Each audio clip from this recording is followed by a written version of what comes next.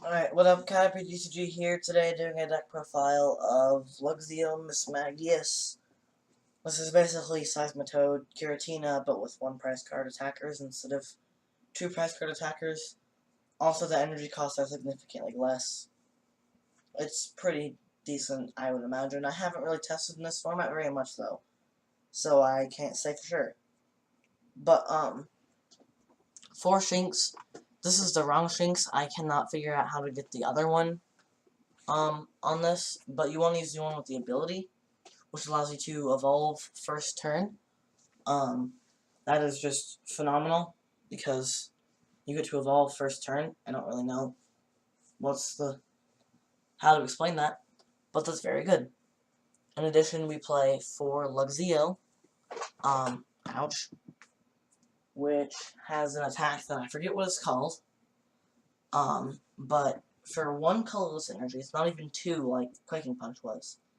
It does the same thing as Quaking Punch. 30 and your opponent can't play items. And then we also have for Misdreavus. It doesn't really matter which Misdreavus you use, but I think this is the only one in standard. I might be wrong. And then 3 Mismagius. This is mainly used for the attack Chaos Wheel. For 1 Psychic Energy, it does the same thing as Giratina's Chaos Wheel. 30 and your opponent can't play tools, special energies, or stadiums. And then it also has a decent attack called Dark Arts, which for a Psychic and 2 Colorless does 20 for each card in your opponent's hand. Normally that would do... Sorry, I'm losing my voice. Normally that would only do anywhere from like 60 to like 120 damage, but because you're limiting your opponent's playing, it does a lot more usually.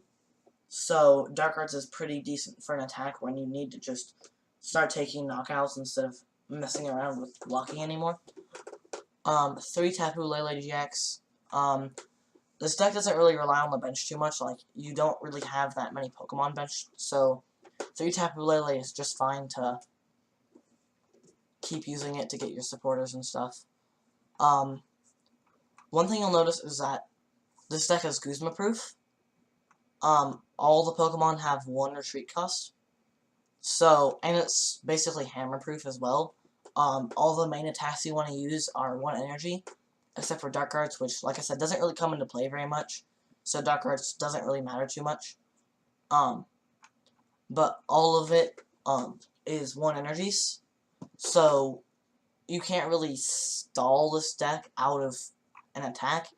The only way to, beat the lock with this deck is Pokemon Ranger. So, I think Pokemon Ranger is probably going to start making its way into decks soon. 3 N, 3 Sycamore, 3 Cynthia. Really in all of my decks that play these support accounts with N, Sycamore, and Cynthia, except for maybe the Garchomp deck, you can really just play with these spots. Doesn't really change the play of the deck too much.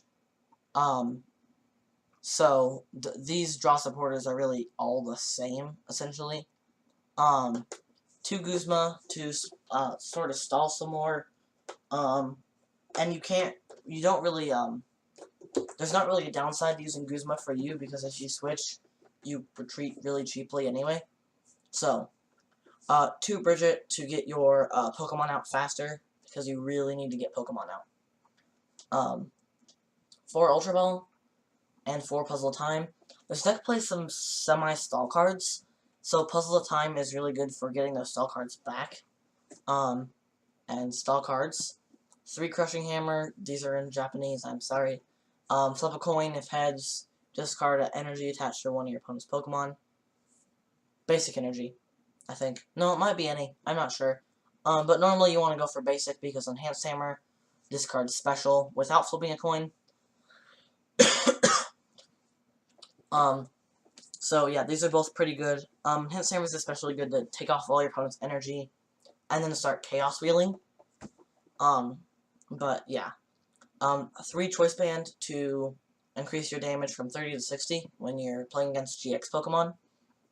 You don't really take prize cards very, quickly in this deck anyway, but the Choice Band doubles the amount of damage you do to GXs and EXs, so I feel like it's worth including 3 copies. 2 Floatstone. Now, I know I said before that, like, retreating doesn't really matter because they're all 1 retreat costs, but A, we don't play very many energy in this deck, and also, sometimes you'll start Lele, and you still need to attach, so you can Floatstone the Lele, and you can still attach an energy to your active to use the lock attack, on your first turn. 1 Field Blower and 1 Super Rod. I realized I before had 2 Field Blower in this deck, and then I was like, wait a minute. You're always locking your opponent out of tools, and with Chaos Wheel, you're also locking them out of stadiums. So you don't really, they're not going to be attaching tools at all. And stadiums, they're not going to attach very often. They're not going to put in play stadiums very often. So you really only need the 1 Field Blower, plus you can retrieve it with Puzzle of Time, so it doesn't really matter at all. 1 Super Rod to get your Pokemon and your energies back. Like I said, there's a pretty low count of energies in this deck, so that is 5 Psychic and 2 DCE. One thing you notice is that there is no card here. That's because I really don't know what to put as that last card. Maybe Crushing Hammer, maybe Parallel City, maybe the Linkwent. There's so many options. So this is sort of the tech spot. Maybe even like a Ranger Proof thing. I don't know what that would be. So this is your tech spot. Unless I don't know how to count. But, yeah. So,